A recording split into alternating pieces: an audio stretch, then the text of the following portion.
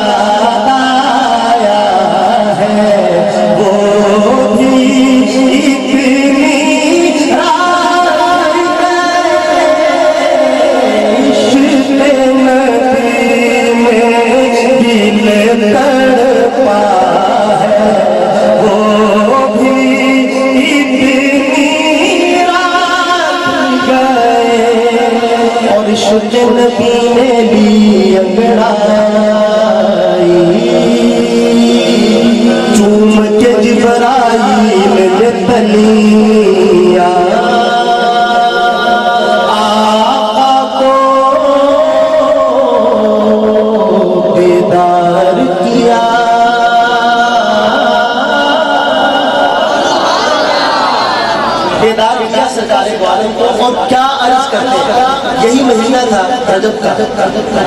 دوسرا مصرعہ پڑھے سنیں گے آپ حضرات، کوئی ایمان تازہ ہو تو میرے ساتھ ضرور بھرے زیر لب نہیں پڑھیے گا، لیکن پڑھیے گا، سنیں گا شعر۔ چومک جبریل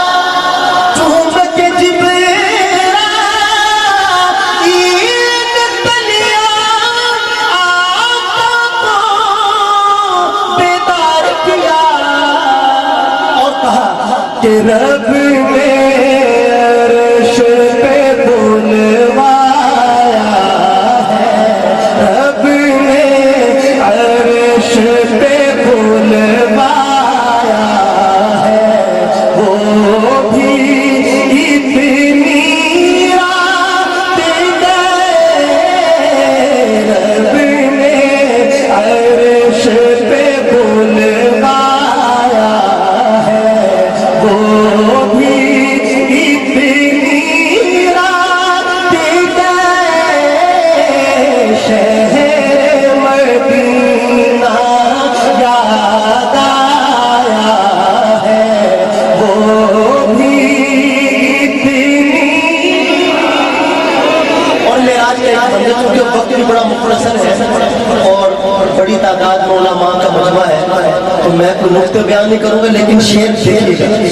اللہ سارے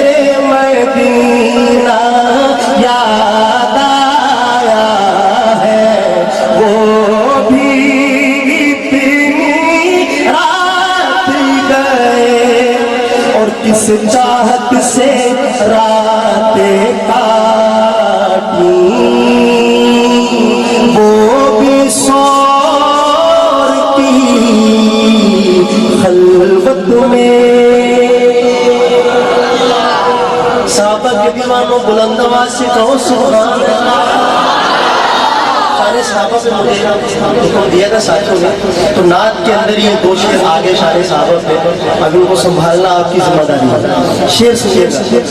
کس چاہت سے رابطہ وہ بسار کی خلوت میں ہار کا صاحب یاد آیا ہے، ہار کا صاحب یاد آیا ہے، وہ بھی اتنی رات گئے شہر مدینہ یاد آیا ہے، وہ بھی اتنی. اور بیت اللہ کی چوکھٹ پر ہے دست دعا پھیلا اے نبی.